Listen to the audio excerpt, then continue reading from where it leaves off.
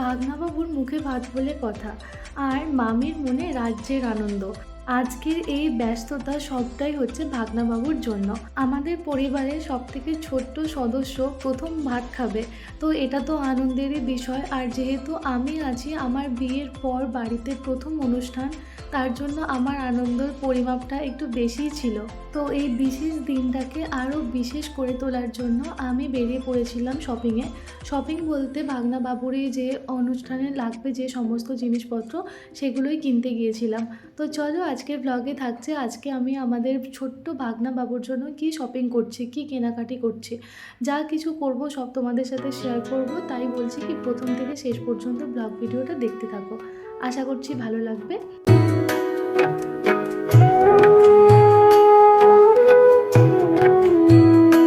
Everyone, কেমন আছো তোমরা সবাই? আশা করছি সবাই খুব ভালো আছো, আর আমিও ভীষণ ভালো আছি।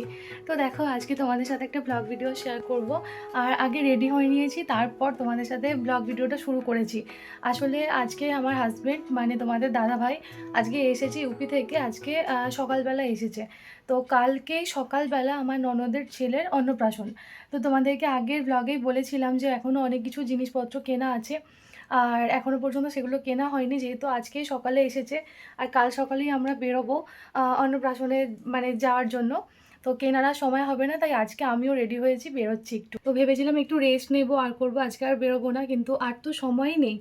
আজকে এসেছে, কালকে সকালবেলায় যাব অন্নপ্রাশনের জন্য মানে ননদের বাড়িতে। তো কেনার সময় আর হবে না, সেজন্য এখনই যাচ্ছি। তো যাই হোক, ভিডিওটা স্টার্ট করে দিলাম, চলো ভিডিওটা শেষ পর্যন্ত দেখতে থাকো, আশা করছি ভালো লাগবে। তো এখন বাজে হচ্ছে প্রায় 4:30, 4টে বেরোবো ভেবেছিলাম, 4:30 বেজে গেল। তো যাই হোক, এখন যাবো একটু কদমতলায়, তারপর ওখান থেকে হয়তো একটু ময়দান যাব। দেখি কোথা থেকে কি পাই না পাই। চলো ভিডিওটা দেখতে থাকো। তো আমার নতুন যে ফোনটা নেওয়া হয়েছে সেটার কিছুই এখনও পর্যন্ত ঠিকঠাকভাবে লাগানো হয়নি, স্ক্রিন গার্ড কভার। তো আজকে যাব একবার ময়দানে, দেখি সময় সুযোগ হলে একবার লাগিয়ে নেব। তো যাই হোক, চলো দেরি হয়ে যাচ্ছে, তোমাদের দাদাভাই নিচে চলে গেছে আর আমি এই যাই।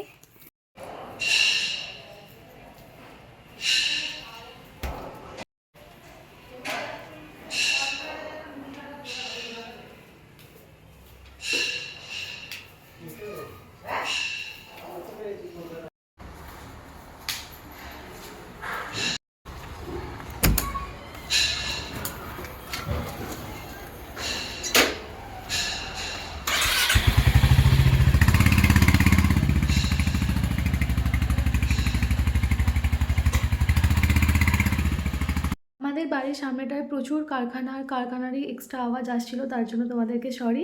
আর দেখো, তারই মধ্যে একটা কারখানার মধ্যে এই কাগজ ফুলের গাছটা লাগানো ছিল, অসাধারণ লাগছিল। পুরো কাগজ ফুলের গাছটা একদম ফুলে সাদা আর লাল হয়ে আছে। এই গাছটাকে ছোট থেকে আমি কাগজ ফুলের গাছ নামেই চিনি। তো অনেকের কাছ থেকে আবার বাগান বিলাসীও নামটা শুনেছি। তোমরা যদি জেনে থাকো এই ফুল গাছটার আর কি নাম আছে, অবশ্যই কমেন্ট বক্সে কিন্তু জানিও। দেখো, সলপের ব্রিজে উঠতে না উঠতেই একদম জ্যাম রাস্তায়। ভেবেছিলাম বাঁকড়া দিয়ে যাব, কাছে হবে, কিন্তু যা জ্যাম দেখলাম আর এটা দিয়ে যাওয়াই যাবে না, তাই বাঁকড়া দিয়ে নিচ দিয়ে হাই রোড দিয়ে যাচ্ছি। হাই রোড দিয়ে একটু সময় বেশি লাগে, কিন্তু কি করব, রাস্তাটা মোটামুটি ফাঁকাই থাকে। দেখো, সাঁতরাগাছির কাছাকাছি এসে গেছি, আর যেখানে যে হাই রোড হচ্ছে না মানে হাইওয়েটা, তো সেটার অনেকটাই কাজ হয়ে গেছে। অনেক দিন থেকেই দেখছিলাম যে সব ভাঙা হচ্ছে, সব যে বাড়ি ছিল সাঁতরাগাছি ব্রিজের পাশেই যে বাড়ি ছিল, অনেক বাড়ি ভাঙা হয়েছিল। তো এবারে এসে দেখলাম কাজ অনেকটাই এগিয়ে গেছে। আসলে অনেক দিন পর আসছি, তো তাই অনেকটা চেঞ্জ মনে হচ্ছে, অনেকটা পরিবর্তন হয়ে গেছে জায়গাটা। এই জায়গাটায় কত সুন্দর সুন্দর বাড়ি ছিল, সব বাড়িগুলো অর্ধেক করে ভাঙা পড়েছে। তো যখন দেখতাম তখন কি কষ্ট হতো, খারাপ লাগতো। একটা মানুষ বাড়ি করতে পারে না, কত কষ্ট হয় বাড়ি করতে। তারপর সেই বাড়িগুলো নতুন নতুন বাড়ি ভাঙা পড়ে গেছে, খুব মনটা খারাপ লাগতো দেখে। এবারে এসে দেখলাম তারা নিজেরা নিজেদের মতন করে অর্ধেক বাড়িটাকে সুন্দর করে রং করে দিয়েছে, বেশ ভালো লাগছিল। আর আগে কি বলতো, রাস্তা দিয়ে প্রায় যাওয়া হতো, তো আমাদের বেশ ভালো লাগতো, সব একরকম লাগতো। আর এবারে যেহেতু অনেক দিন পর যাচ্ছি এই রাস্তা দিয়ে, তো একদম যেন সব কিছু নতুন নতুন লাগছে। তো চেনা জায়গাগুলো অচেনা লাগছে। দেখো, বেলেপোল দিয়ে এখন আমরা ঢুকে যাচ্ছি ইছাপুরের দিকে। আর এখানেও তো নতুন নতুন কত রেস্টুরেন্ট হয়েছে, যখন আমি ছিলাম এখানে তখন এত রেস্টুরেন্ট হয়নি। এই কয়েক মাসের মধ্যে, এক বছরের মধ্যে কত নতুন নতুন রেস্টুরেন্ট হয়েছে। আর যেহেতু স্টেডিয়ামের লাগোয়া এই এলাকাটা, এখানে প্রচুর মানে রেস্টুরেন্ট আছেও, যেমন চলেও ভীষণ ভালো। দেখো কথা বলতে বলতে এসে গেছি এখন কদমতলায়, আর এসেছি হচ্ছে কি ফুলের দোকানে। প্রথম যে কাজটা, পরের দিন যে ফুল লাগবে অন্নপ্রাশনের সময়, মাথার মুকুট, হাতের বালা, আরও গলার মালা, এসব যে লাগে সেটাই অর্ডার দিতে এসেছিলাম।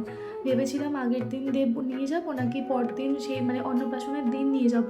তো ওনারা বললেন মানে অন্নপ্রাশনের দিন সকালবেলা নিয়ে যেতে, ফুল তো নয়তো শুকিয়ে যাবে।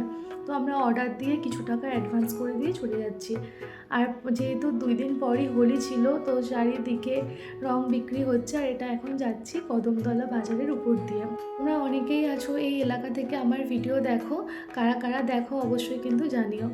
আর এই যে দেখো এখন আমরা এসেছি এসপি জুয়েলার্সে, আর আমার বাপি আসছে, কারণ বাপিকে সাথে নিয়েই যাব। কারণ কি দোকানের যিনি ওনার আছেন ওনার সাথে বাপির পরিচিত, ওই জন্যই ভাবলাম কি বাপির সাথেই বাপিকে নিয়েই যাই। তো এই আর কি, দেখো অনেক কটা আংটি দেখিয়েছিল, তার মধ্যে এই আংটিটা পছন্দ করেছি। সত্যি কথা বলতে এখন সোনার আকাশ ছোঁয়া দাম, এর থেকে মানে মনের ইচ্ছা যাই থাকুক না কেন সেটা সম্ভব নয় এখনকার পরিস্থিতিটা সত্যি একটু অন্যরকম। তো সাধ্যের মধ্যে যতটুকু পেরেছি করেছি। তো এই আংটিটাই পছন্দ হলো। আসলে যেহেতু তোমাদের দাদাভাই ভাত খাওয়াবে, তো সেই জন্য বলছি কি মানে ভাত খাওয়াতে বসে হাতে আংটিটা পরাতেই বেশি ভালো লাগবে, আর এই জন্য অন্য কোনো কিছু না ভেবে তো আংটিটাই মনস্থির করা হয়েছিল। তো যাই হোক, কেমন হয়েছে অবশ্যই জানিও। আসলে আমরা আগের থেকে সব কিছু ভেবে নিয়েছিলাম যে আজকে কি কি কেনাকাটি করব না করব, কোথা থেকে কি নেব, মোটামুটি মনস্থির করেইছিলাম। যেহেতু হাতে সময় ভীষণই কম, এইটুকু সময়ের মধ্যে সব কমপ্লিট করতে হবে, সেই জন্যই তো কদমতলা থেকেই ওটা নিলাম। তারপরই একটা আমাদের চেনাশোনা একটা পাঞ্জাবির দোকান আছে কদমতলা বাস স্ট্যান্ডে, দেখলেই দেখতে পাবে মাদার সুইটসের একদম সামনেই এই দোকানটা। তো যাই হোক, এই দোকানের থেকেই আমরা বিয়ের আগে থেকে মানে তোমাদের দাদা ভাইয়ের যত পাঞ্জাবি দরকার পড়েছিল, আইবুড়ো ভাতের জন্য বলো বা রেজিস্ট্রির জন্য, প্রি ওয়েডিংয়ের জন্য, যেখানে যত পাঞ্জাবির দরকার সব পাঞ্জাবি আমরা এই দোকান থেকেই নিয়েছিলাম। তো যেই দাদা থাকে সেই দাদা ওই দিন ছিল না, তো ওনাদের যেহেতু এখন রোজা চলছে সেই জন্য ওই সময়টা ইফতারের জন্য বেরিয়েছিলেন, তো ছিল না। আসলে আমার একটু ইচ্ছা ছিল তোমাদের দাদাভাই যেহেতু ভাত খাওয়াবে, দাদাভাইয়েরটা আর ভাগনারটা হচ্ছে কি দুজনের পাঞ্জাবিটা একই প্রিন্টের উপর সেম ডিজাইনের নেব, এটা ইচ্ছা ছিল। কিন্তু ওখানে গিয়ে শুনলাম কি যে ওগুলো আগে থেকে অর্ডার করতে হয়, এনারা অর্ডার নেন না, মানে ওগুলো কাস্টমাইজ করে বানাতে হয়। তো সেই জিনিসটা পেলাম না। আর এখানে ছোটদের জিনিসগুলো একরকম দেখতে, বড়দের জিনিসগুলো সম্পূর্ণ অন্যরকম দেখতে। তো একই কালারের উপরও পেলাম না, যেহেতু তোমাদের দাদাভাইয়ের অনেক রকম পছন্দ থাকে, তো ও মানে ভাগনার জন্য যেগুলো পছন্দ করছি সেগুলো ওর পছন্দ হচ্ছে না, মানে ওর নিজে পরার জন্য। তো সেই জন্য দুজনেরটা আলাদাই করবো ভাবলাম, যে কালার ম্যাচও হচ্ছে না। তো প্রথমে কয়েকটা জিনিস দেখিয়েছিল ছোটদের, তো ছোটদের জামাগুলো খুব সুন্দর, মানে পাঞ্জাবিগুলো খুব সুন্দর ছিল। তার সাথে জুতো ছিল, মাথায় টুপি ছিল, একটা সেট ছিল, ভীষণ সুন্দর দেখতে, আমার তো দেখেই পছন্দ হয়ে গেছে। তার মধ্যে একটা মনে হয় সম্ভবত ছিল ওই ঢাকাই শাড়ির যে কাজ থাকে না, সেই ঢাকাইয়ের কাজ করা ছিল, একটা পুরো বাঙালিয়ানা ব্যাপারটা ওর মধ্যে ছিল, তো যার জন্য ওটা পছন্দ হয়েছিল, ওটাকে সাইড করে রেখেছিলাম। মেরুনের সাথে সাদার কাজ ছিল। আর তোমাদের দাদাভাই হচ্ছে কি এই পাঞ্জাবিটা নিচ্ছে, যেহেতু সামনে আমার বোনের বিয়ে আছে, তো তার জন্যই বলছে কি এমনই একটা পাঞ্জাবি নেব যেটা দুটো কাজই হয়ে যায়, যেহেতু পরপর অনুষ্ঠান আছে, তো একটা কিনলেই যাতে দুটো অনুষ্ঠান কভার হয়ে যায়, এরকমটাই ভেবে এই পাঞ্জাবিটা পছন্দ হয়েছে। তো এই রকম পাঞ্জাবি ওর একটাও নেই, অন্য অন্য স্টাইলের সব কিছু আছে, এই স্টাইলটা ভীষণ ইউনিক লাগলো, ছোট ছোট সিকোয়েন্সের কাজ ছিল, খুব সুন্দর দেখতে। তো একটা গর্জাস একটা ব্যাপার ছিল, যেহেতু বিয়ে বাড়িতেও পরবে, আর অন্নপ্রাশনের সময় মামারও একটা কিন্তু আলাদা কদর থাকে, তো তার জন্য ভাবলাম যে এটাই নেওয়াটা বেটার হবে অন্য নর্মাল সুতির বা নর্মাল কাপড়ের তুলনায়। তো এটা একটা গর্জাস একটা ভাব ছিল। এটার সাথে একটা ম্যাচিং করে অফ হোয়াইট কালারের একটা চোস্তা নেওয়া হলো। আসলে সব পাঞ্জাবিরই একই রকম লাগে, কিন্তু তাও নতুন পাঞ্জাবির সাথে নতুন চোস্তা দিয়ে পরলে সেটা দেখতে আরও সুন্দর লাগে। পুরনো ছিল কিন্তু তাও নতুন একটা নেওয়া হলো। আমাদের দাদাভাইয়ের পাঞ্জাবিটা প্রায় 1000 টাকার মতো দাম নিয়েছিল টোটাল, এখানে মানে সব কটা নিয়ে প্রায় 1800 টাকার মধ্যে হয়ে গেছে। তো দামটা ঠিকঠাকই লাগে, প্রতিবার একটু কম বলে কম করে। আর দেখো তারপর এসেছিলাম পাশেই একটা মুদিখানা দোকানে, এখান থেকে মট আর পুট কড়াই নেওয়ার জন্য, যেহেতু দোল আসছে, দোলের সময় মট আর পুট কড়াই ছাড়া একদম দোলটা ঠিকঠাক লাগে না। আর মা যেহেতু রাধাকৃষ্ণের কাছে পুজো দেয়, তার জন্য দেখো তখনও বাপি আমাদের সাথেই ছিল। এরপর আমরা বলছি এরপর আমরা চলে যাব, এরপর ময়দান যাব। বাপি বলছিল সন্ধ্যের কিছু খাবার খেয়ে যেতে, আমরা বললাম না, এখনও অনেক কাজ বাকি আছে, কখন কি হবে তারপর। তারপরে দেখো ময়দানে এসেছি। আসলে সেদিন ময়দানে না এলেও চলতো, কিন্তু আমার ফোনের জন্য আসতেই হতো। আসলে প্রথমে ভেবেছিলাম পাঞ্জাবি যদি কদমতলা সেভাবে পছন্দ না হয় তাহলে ময়দান থেকে নেব, কিন্তু পছন্দসই হয়ে গেল বলে ওখান থেকেই নিয়ে নিলাম। তারপর ভাবলাম শুধু ফোনের জন্য কি আর যাব। তারপর ভাবলাম কি নতুন ফোন কোথায় কি হবে না হবে, এরপরও ঘুরতে যাওয়া বেড়াতে যাওয়া আছে, কোথায় কি হাত থেকে পড়ে গিয়ে যদি নষ্ট হয়ে যায়। আর নতুন ফোন একটু বেশি মায় লাগে, তার জন্য কি চলে গেলাম। স্ক্রিন গার্ড আর কভারটা লাগালাম। স্ক্রিন গার্ডটার দাম নিল প্রায় 450 মতন, আর কভারটা 200 টাকা। লাগাতে আধ ঘন্টা সময় লাগলো, একটু ওয়েট করলাম। তারপর এসেছি আবারও কদমতলাতে। তখন আমাদের কাজ সব কিছু তাড়াতাড়ি শেষ হয়ে গেছে যেহেতু, তো তোমাদের দাদাভাই বললো তাহলে একটুখানি টিফিন করেই যাবো, একটু মোমো খেয়ে যাব। তো কদমতলার বেদুইনের মোমো খুব ফেমাস, খুব ভালো, তো এই জন্য আবারও খেতে এসেছি। এখানে 6 পিস চিকেন মোমো, স্যুপ দেয়, তার সাথে 70 টাকা প্লেট নেয়। তো যাই হোক, চলো আজকের ভিডিওটা এখানেই শেষ করছি। দেখা হচ্ছে পরের ভিডিওতে।